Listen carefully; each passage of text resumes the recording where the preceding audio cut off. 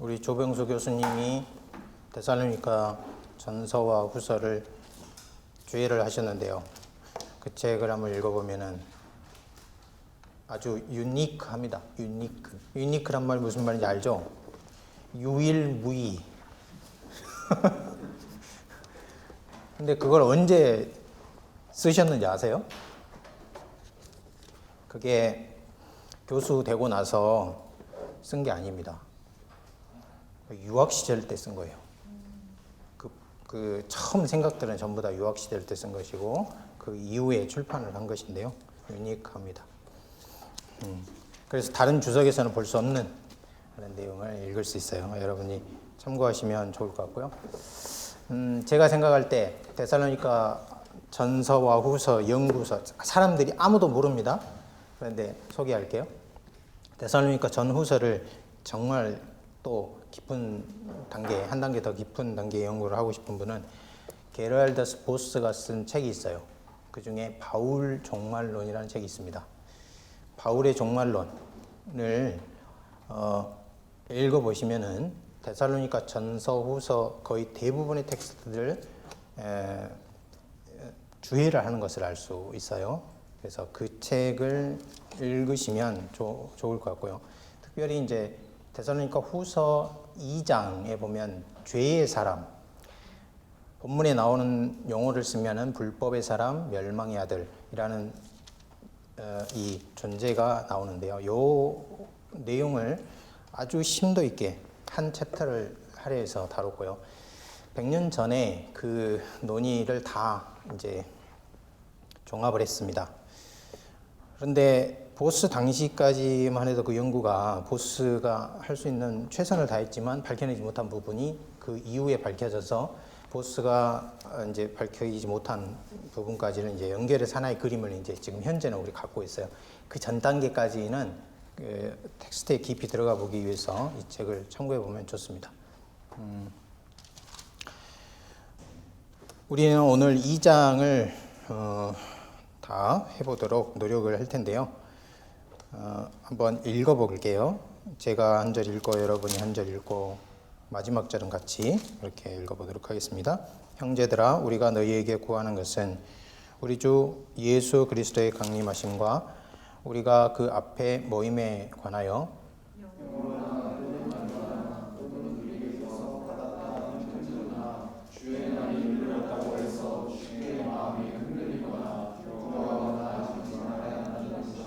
누가 어떻게 하여도 너희가 미혹되지 말라.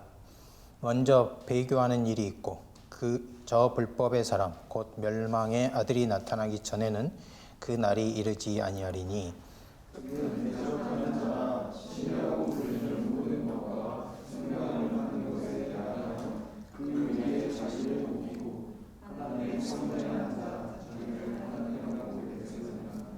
내가 너희와 함께 있을 때에 이 일을 너희에게 말한 것을 기억하지 못하느냐?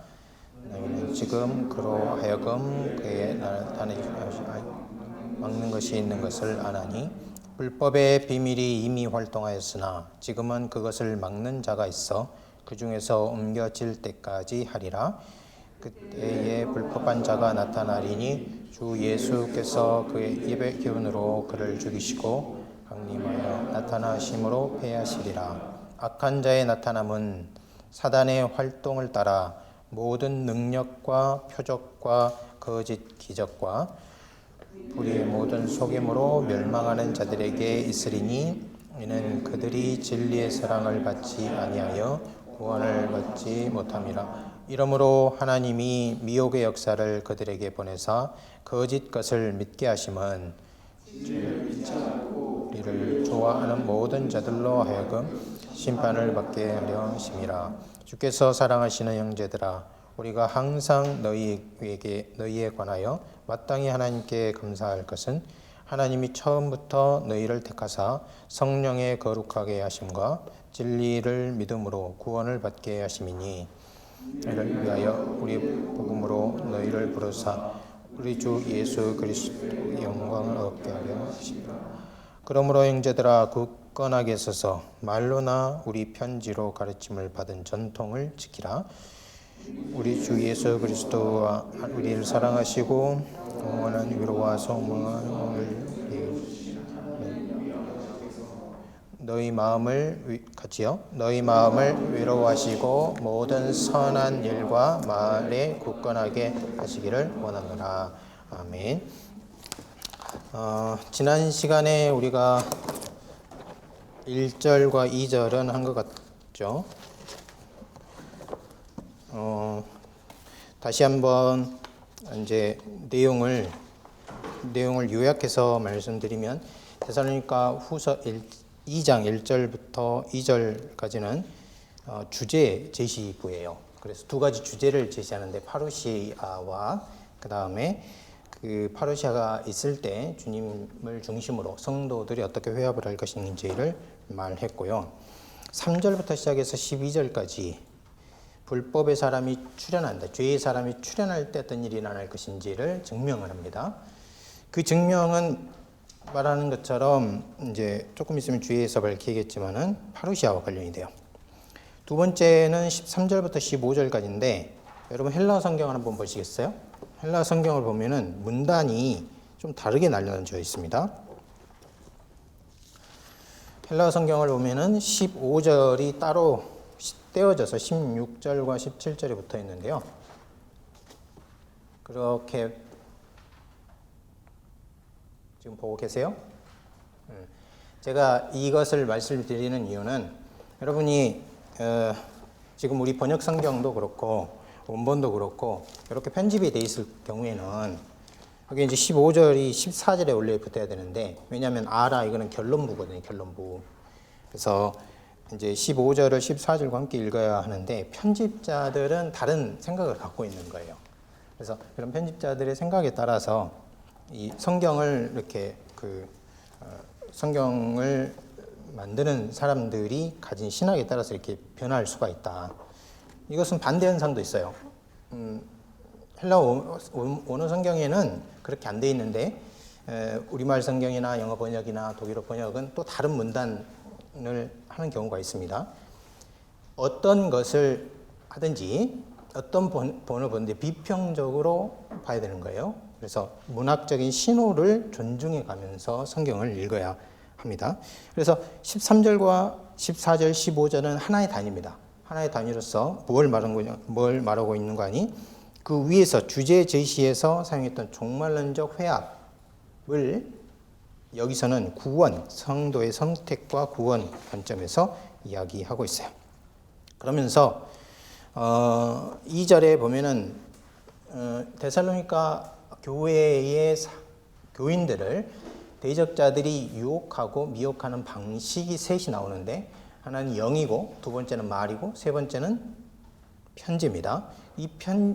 그런데 그것이 영향력을 미칠 수 있었던 이유는 그 뒤에 보면은 호스티 헤몬이라는 말이 있어요. 우리에게서 온 것과 같은 우리를 통한 것과 같은 영말 편지를 쓰기 때문에 그들이 흔들릴 수 있었다 하는 점을 지난 시간에 말씀을 드렸어요. 자, 그러면은 주제 제시를 했고, 그러면 하나하나씩 증명하는데 2차적 그러니까 두 부분으로 나눠가지고 이중 증명을 하는 것입니다. 첫 번째 주제는 3절부터 4절까지 이제 보면은 나옵니다. 여러분 핸드아웃을 보시면은 제가 이것을요 우리말 번역과는 좀 다르게 여러분 핸드아웃과 그 다음에 원어 성경을 비교해 보면은 금방 알 수 있어요. 왜 제가 그렇게 번역을 하는지 알 수 있습니다. 거기 보면 3절에 어느 누구도 너희를 속이지 못하게 하라 이렇게 말하면서 호티절이 나오는데요. 호티절이 나올 때는 이 호티를 대수로 번역하기도 하고 because 그러니까 대절로 번역하기도 하고 이유를 나타내는 because 절로 번역하기도 해요. 여기서는 because예요. 왜냐하면 그랬는데 그 다음에 문장을 보면은 굉장히 이상한 문장이 나와요. 왜냐하면 대절에 보면은 동사가 있어야 되는데 동사가 아무것도 없고요. 그냥 if절만 나옵니다. 에, 안, 매 이렇게만 나와요. 자, 그러니까 이상하다. 동사가 어디가 있지? 이렇게 생각할 수 있습니다. 그래서 번역을 해보면 아무도 너희를 어떤 방식으로는 속이지 못하게 하라. 왜냐하면 그러고 나서 만일 먼저 배도가 이르지 않고 불법의 사람과 멸망의 아들이 나타나지 않는다면 그러고 말아버려요. 거기에는 주절이 없는 거였죠. 그러니까 주절은 어디 있느냐? 생략이 되어 있습니다. 그 생략된 것을 찾아야지만 이 문장을 이해할 수 있어요. 생략된 것은 무엇이냐면 그 앞에 바로 있는 호스, 그러니까 호스 호티 에네스테 켄 헤헤메라 투 규리우예요. 그러니까 우리 주의 날이 이미 이른 것처럼 흔들리지 말라라. 이렇게 이제 말했는데 그 말을 했기 때문에 그 다음에 두 번 반복을 하지 않은 것이에요. 그래서 그 말이 나타나지 않습니다. 이걸 넣어서 번역을 해보면 만일 배도가 오지 않고 불법의 사람이 나타나지 않으면 주의 날이 이르지 않는다. 이렇게 이제 주제를 제시한 겁니다. 그러니까 첫 번째 문장에서는 파루시아를 언급하지 않는 것처럼 보이나 2절에서 언급을 했기 때문에 3절은 그대로 받아서 파루시아가 이르지 않았다. 왜냐하면 아직 불법의 사람이 나타나지 않았다. 아직 배도가 오지 않았다. 그 전에 있는. 그러니까 불법의 사람도 나타나지 않았고 그 전에 있는 배도도 나타나지 않았는데 어떻게 파루시아가 있을 수 있겠느냐. 그렇게 이제 논증을 하는 것입니다. 이렇게 함으로써 바울은 먼저 데살로니가 교인들을 안심하게 합니다. 이것은 데살로니가 교인들이 얼마나 크게 흔들렸는지를 보여주는 반증이라고 볼 수 있고요. 그 다음에 다른 하나는 여기서 종말 사건의 순서를 명확하게 제시를 하고 있는 것을 알 수 있어요. 여러분 윈다우스에 보시면은 징조와 파루시아가 각각 나타나는데 이 파루시아 앞에 징조가 분명히 있어요. 이 징조는 두 가지로 나눌 수 있는데 하나는 배교고요. 그 다음에는 불법의 사람이에요. 배교가 발생을 하고 불법의 사람이 출현하는 것, 그것이 징조라 하는 것입니다. 자, 요약을 해보면 바울에 따르면 파루시아 전에는 두 사건이 있다는 것이죠. 배교가 발생하고 불법의 사람이 출현한다. 자, 그런데 이 파루시아 전에 이 두 사건의 순서가 있죠. 그러니까 배교가 발생하고 불법의 사람이 출현하는 이 순서는 명확하지는 않습니다. 명확하진 않아요. 배교가 먼저 있고 불법의 사람이 출현할 수도 있고 또는 둘이 동시에 발생할 수도 있어요.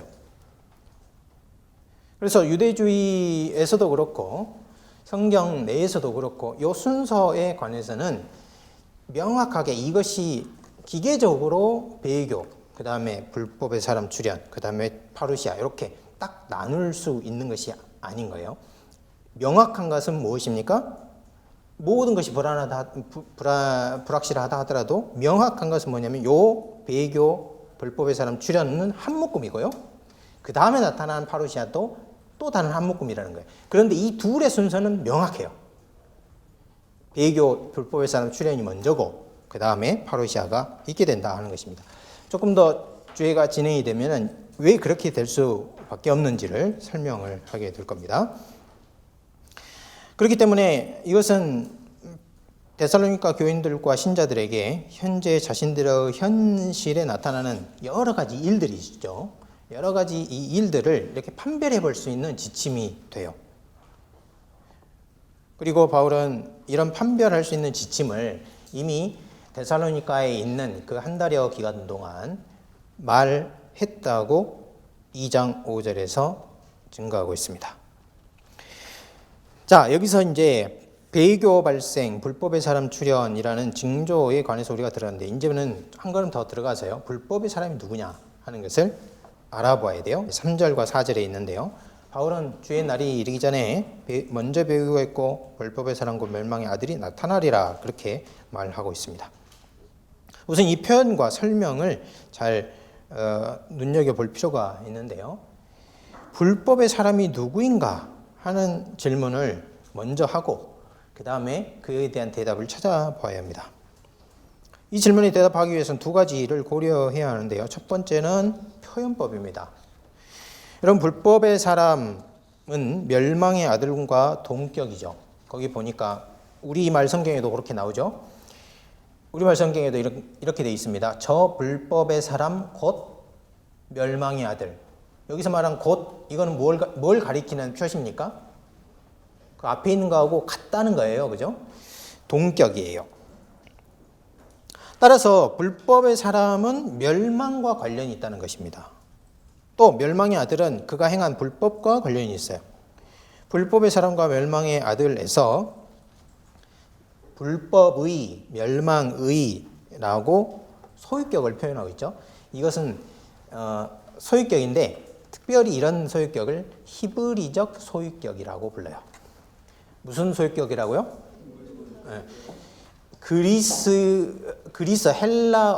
그리스에서는 목적격을 기억해야 하고요. 히브리어에서는 소유격을 기억해야 돼요. 그러니까 헬라어에 들어온 외국 문법 체계인데 그리스어 같은 경우는 이제 목적격, 나중에 이제 경우가 나오면 이제 설명을 드리겠습니다. 여기서는 중요한 것이 뭐냐? 이 소유격이 히브리적 소유격이다. 히브리어적 소유격이다 하는 것입니다. 자, 히브리어에는 형용사가 없어요. 분사를 사용합니다. 그래서 형용사가 없고 명사로 다른 명사를 수식하여 형용사를 대신합니다. 그러니까 만약에 정말 어두운 일 그렇게 말하면은 어두움의 일 이렇게 표현을 해요. 소유격으로 명사를 연결을 해가지고 연계형 들어보셨죠? 그게 뭐냐면은 그 어려운 게 아니고 절대형이라는 것은 말 그대로 absolute니까 문법 용어로는 이렇게 상대적, 절대적 이런 말이 아니고 다른 수식어가 없이 혼자 쓰인다는 거예요. 절대형. 그런데 소유격이라는 것은 명사를 붙이는데 붙이려면은 어떤 연관관계를 표시를 해줘야 두 명사가 하나라는 사실을 가르칠 수 있잖아요. 표시할 수 있잖아요. 그래서 하나를 연계형으로 만들어요. 명사를. 그래서 앞에 놔두고 그 뒤에다가 명사를 하나 더 붙입니다. 그럼 명사가 두 개인데 우리말은 너무나 이제 그 표현력과 유연성이 있어서요. 이런 것들을 잘 이해할 수 있어요. 그러니까 어둠의 일 이러면은 우리 금방 알아듣습니다. 아, 어두운 일이구나. 정말 어두움이 가득 찬 일이구나. 이렇게 이제 이해할 수 있죠. 히브리어에서 그렇게 표현한다는 거예요. 여기서 불법의 사람, 그러면 사람하고 불법이란 말을 같이 연결해 놨는데 이것은 불의한 사람 그런 뜻인 거예요. 멸망의 아들 그러면은 이제 조금 있으면 설명을 하겠지만 멸망 덩어리를 가리켜요. 그래서 앞에 있는 명사하고 뒤에 있는 명사가 있는데 이것이 소유격으로 표현하면 이 소유격은 속성, 질적인 측면을 나타내요. 자, 이런 문법 사항을 여기다 이제 적용을 해보면은 불법의 사람이라는 것은 말 그대로 불법한 사람 또는 법이 없는 무법한 사람을 가리켜요. 매우 불의한 사람을 뜻합니다. 멸망의 아들은 뭘까요? 다른 사람을 멸망시키는 아들 또는 자신의 운명이 파멸로 운명 지어져 있는 아들을 뜻합니다. 그래서 크리소스토무스라는 교부, 5세기 교부인데요. 이름을 잘 기억하세요. 크리소스톰 또는 크리소스토무스라는 사람은 신약 주석을 거의 다 남긴 유일한 사람이고요. 헬라어 텍스트를 가장 많이 남긴 사람 중에 하나예요.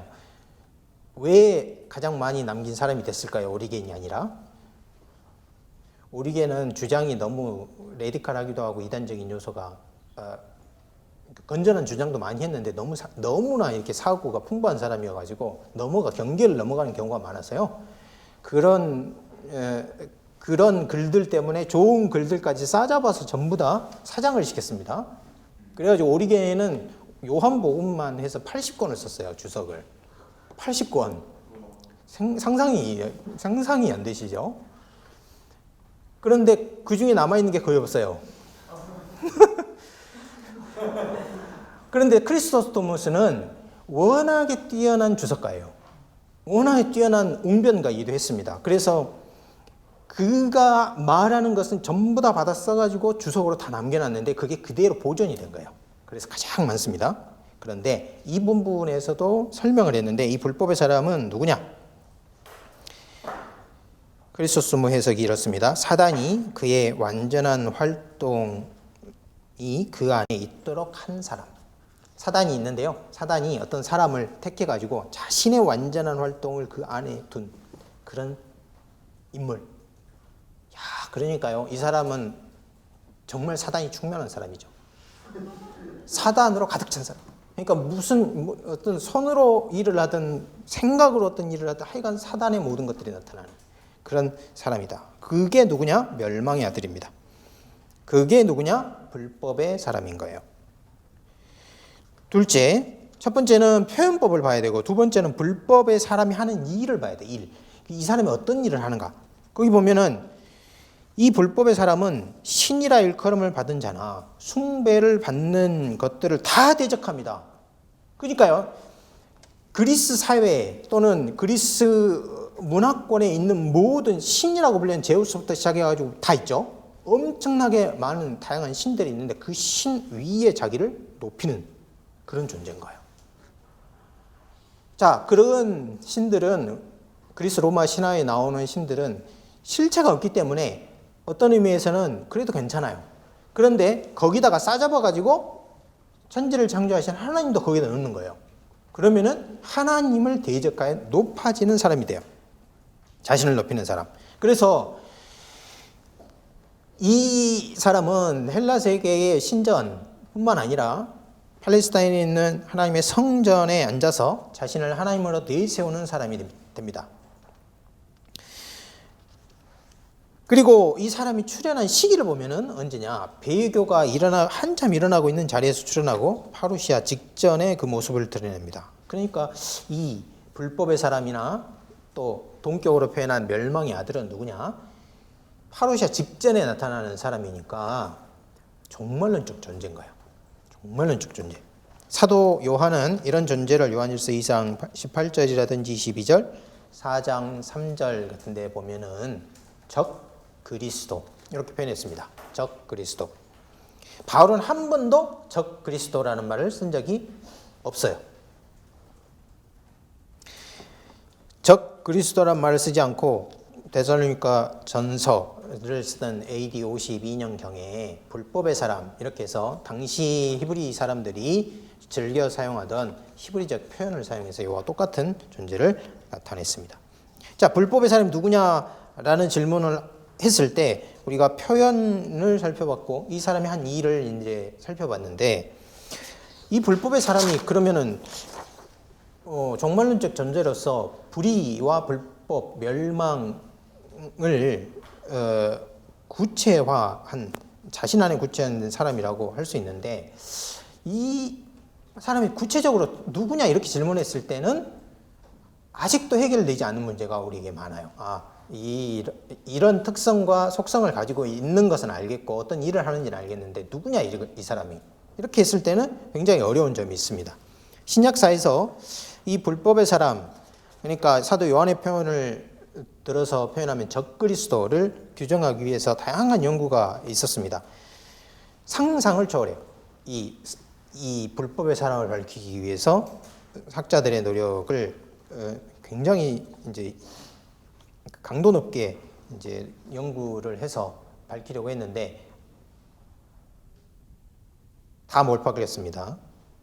그래서 지금까지 연구된 사항까지만을 정리해 보면 이래요. 어떤 사람들은 이걸 벨리알을 가리킨다. 그렇게 말하는 사람이 있어요. 자, 그러면 벨리알이 누구냐? 벨리알 어디서 들어봤어요? 구약에 벨리알이 많이 나올 뿐 아니라 신약과 구약 사이에 있는 중간기 때 중간기 문헌에 보면은 또 벨리알이 굉장히 많이 나와요. 구약과 묵시 문헌에서 이 벨리알이 나타나긴 하나 한참 동안 이 벨리알이라는 존재하고 구약의 주변 종교 사상과 비교를 해서 어디까지 소급해서 이 벨리알 사상의 기원을 추적할 수 있겠느냐 하는 것이 한쪽 방향으로 일어났고 그 다음에 이 벨리알을 어떻게 해서든지 요한이 말하는 적그리스도 요한계시록에서 말하는 그 짐승이 부리는 사람 요 사람과 연결을 해보려고 했어요. 그러면은 우리가 어떤 개념을 갖게 되냐면은 구약이 근거하고 있던 구약이 그 몸담고 있는 주변 문학에서부터 시작해서 주변 글에서 시작되는 그 사상과 요한계시록 이어지는 이 적그리스도를 연결할 수 있는 길이 생기잖아요. 이렇게 해왔습니다. 수많은 사람들이. 결론, 벨리알은 신약 적그리스도 개념의 원천이라고 보기에는 근거가 약하다. 이게 결론이에요. 그러니까 벨리알이라는 후보를 내세웠는데 이 벨리알과 그 전에 전 단계 사상이 이렇게 연결되는 연결고리가 확실하지 않고, 또 이 벨리알과 불법의 사람, 적그리스도, 그리고 용과 그 용이 부리는 짐승, 이런 존재들과 연결하는 이것도 성공하지 못하니까 결국은 그 많은 논의가 이제 화두를 던졌지만 결론을 이루지 못했습니다. 자, 그러나 우리가 여기서 그 모든 논의가 실패했다고 해서 불법의 사람에 관한 견해가 이제 깊어지지 않았냐? 그건 또 아니에요. 크게 이 불법의 사람에 대한 견해는 벨리알 이론이 이제 쭉 들어가면서 그러니까 그 연구를 통해서 밝혀진 것을 정리를 해보면 두 가지로 정리할 수 있습니다. 불법의 사람이 누구냐 이렇게 말했을 때, 하나는 첫 번째, 유대인의 거짓 메시아일 가능성이 있다. 이런 견해가 하나 있고요. 다른 하나는 이방인의 악의 화신이다. 이방인 악의 화신이라는 견해가 있다 하는 것입니다. 그러니까 딱 잘 들어오시죠? 첫 번째는 불법의 사람은 유대인이에요. 두 번째는 이방인이고, 그런데 이 유대인은 어떤 것과 연결이 되냐면 거짓 메시아. 그 다음에 이방인인데 이 이방인은 악이 체현화된, 그러니까 악이라는 것이 추상인데 이게 인격화된 그런 존재다. 내용을 보면 이렇습니다. 첫 번째, 유대인 거짓 메시아라는 견해는 이 불법의 사람은 예수님의 메시아됨을 부인하고 메시아이신 예수님을 대적하는 적그리스도라고 보는 것입니다. 그러니까 원래 그리스도는 예수님인데 예수님 자리에 자기가 들어간 거예요. 메시아이신 예수님을 대적하는 적그리스도, 그것을 말합니다.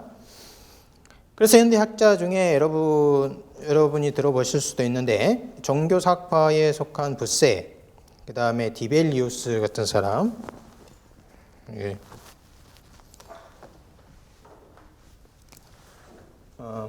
윌헬m 부세라든지 마틴 디벨리우스 같은 사람이 이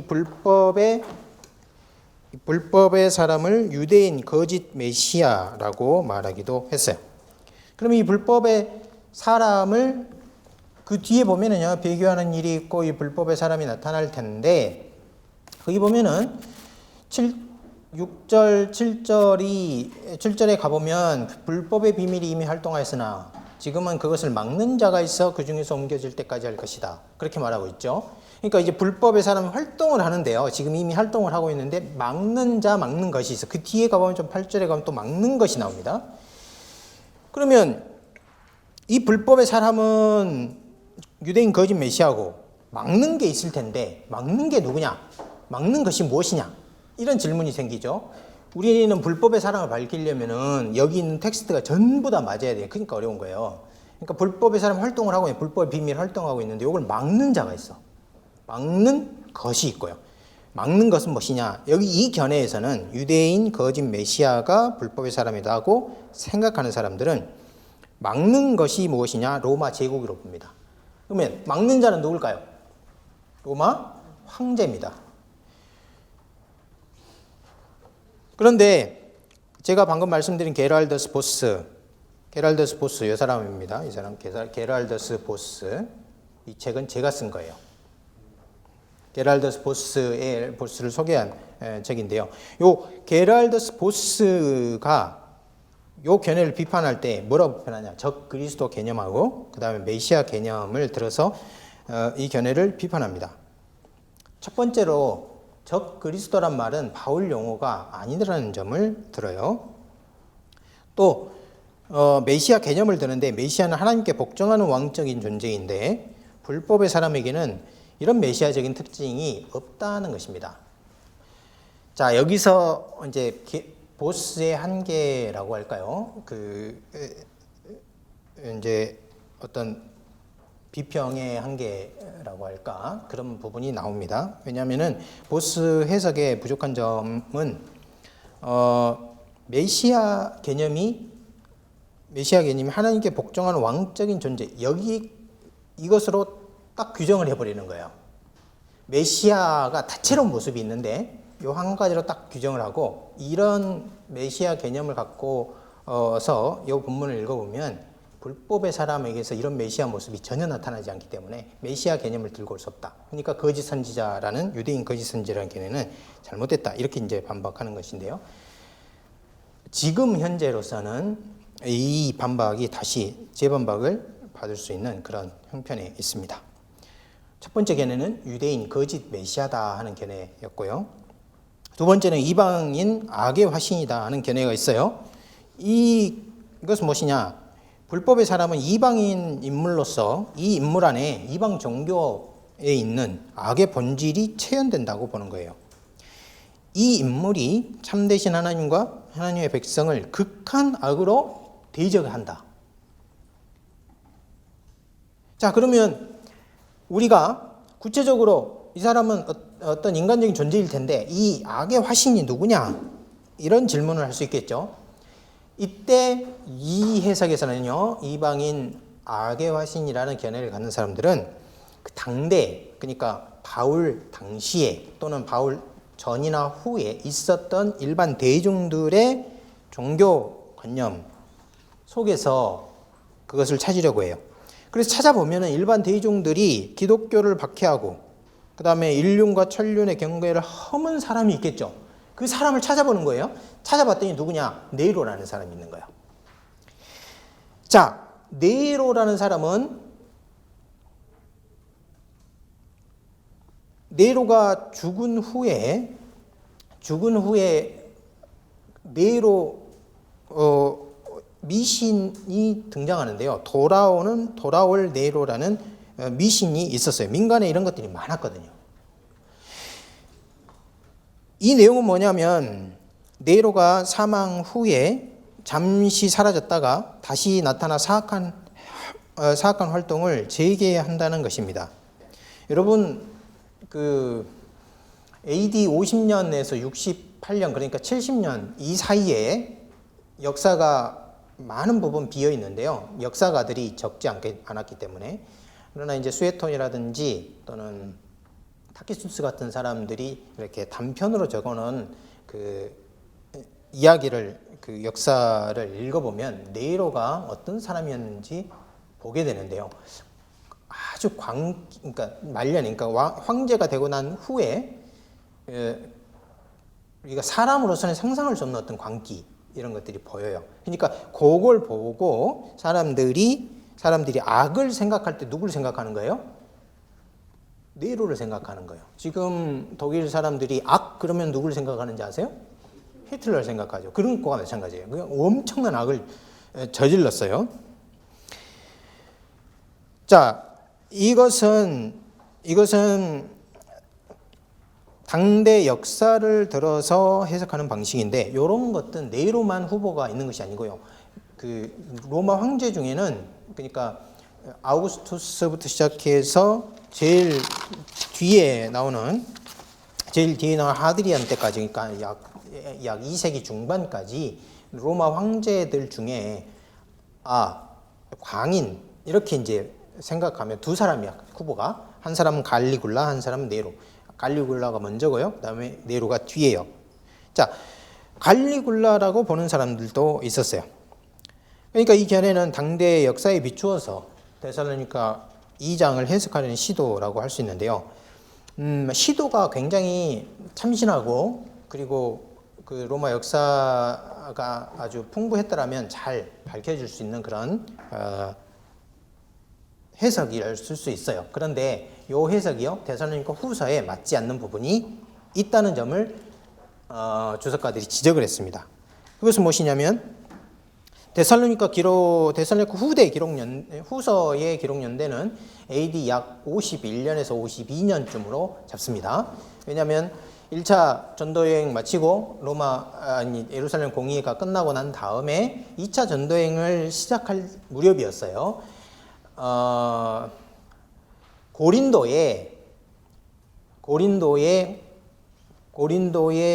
있을 때 바울이 쓴 것이니까 AD 49년 예루살렘 공의회 이후 약 2년 정도가 지난 시기로 보는 것입니다.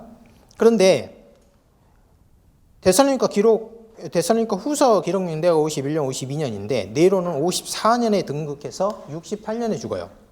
자, 그러면은 그 당시 사람들이 아직 황제가 되지도 않은 사람을 막는 자로 생각하고 로마 제국을 이런 악이 출현하는 그걸 막아줄 것으로 생각했겠는가?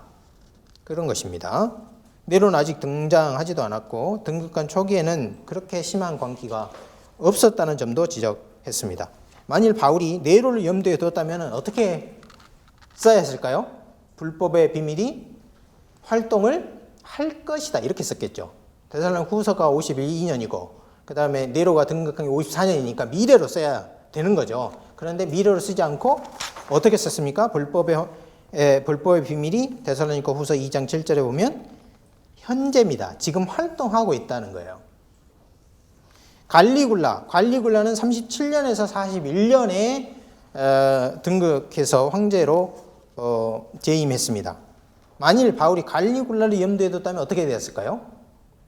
불법의 비밀이 활동했다. 이렇게 이제 과거로 표현을 해야 되는 것이죠. 근데 과거형을 쓰지 않고 어떻게 쓰고 있냐? 현재형을 쓰고 있다는 거예요. 그런 점에서 어떻습니까? 당대 역사를 비추어서 데살로니가 후서 2장을 해석하려는 시도가 다시 약점이 드러난 것이죠. 자, 불법의 사람이 벨리알도 아니고 유대 거짓 메시아도 아니며 이방인 악의 화신, 특별히 당시 로마 황제인지도 명확하지 않다면 이 불법의 사람은 과연 누구인가? 이 표현이 매우 모호한 것은 사실이지만요. 우리가 지금까지 논의한 거, 수많은 책들을 지금 간단히 요약한 건데요. 이걸 요약해 보면 세 가지예요. 첫 번째, 불법의 사람은 죄와 불의가 응집된 사람, 죄 덩어리인 존재를 가리켜요. 그건 히브리적 소유격을 해석하면 분명히 나타나는 것입니다. 두 번째, 이 죄의 사람은 사단과 같은 존재가 아닙니다. 그러니까 사단이 아니고 사단과 분리된 독립적 인격체인 거예요. 불법의 사람을 바울은 분사에다가 정관사를 붙여서 어떤 활동을 표현하는데요. 이게 이제 활동의 현신으로 표현하는 것입니다. 그런 점에서 사단과는 분리된다. 세 번째, 2장 4절에 보면 이 사람은 죄의 정점으로 나가는 존재입니다. 왜냐하면 왜 죄의 정점으로 나갑니까? 이 죄의 정점이라는 것이 모든 죄의 정점은 자기 신격화예요. 자기 신격화. 그러니까 바울에 따르면 이것이 가장 큰 죄인데 2장 4절에 보면 신이라 불리는 모든 것, 숭배받는 모든 것에 자기를 높여서 자기를 신이라고 하나님이라고 내세우기 때문입니다. 그러므로 불법의 사람은 죄의 사람, 곧 죄의 덩어리이며 멸망의 아들, 곧 멸망에 속한 사람이고 불법의 사람, 불법 덩어리인 거예요. 이 사람이 나타나는 일은 종말이 가까웠을 때 일어날 가장 무서운 일이 됩니다. 이 사람이 참신과 모든 신에 맞서서 자기를 신이라고 주장하는 그 일에서 종교의 토대 자체가 흔들리는 그런 일들이 벌어질 것이기 때문에 그렇습니다. 자, 그러면은 이 불법의 사람이 어떤 존재인가? 구체적으로 누구는 지목할 수는 없지만 어떤 많은 특성들이 드러났는데 그러면 어떤 활동을 하는지 더 자세히 살펴봐야 되는데요. 저희가 지금 40분인데 잠깐 쉬었다가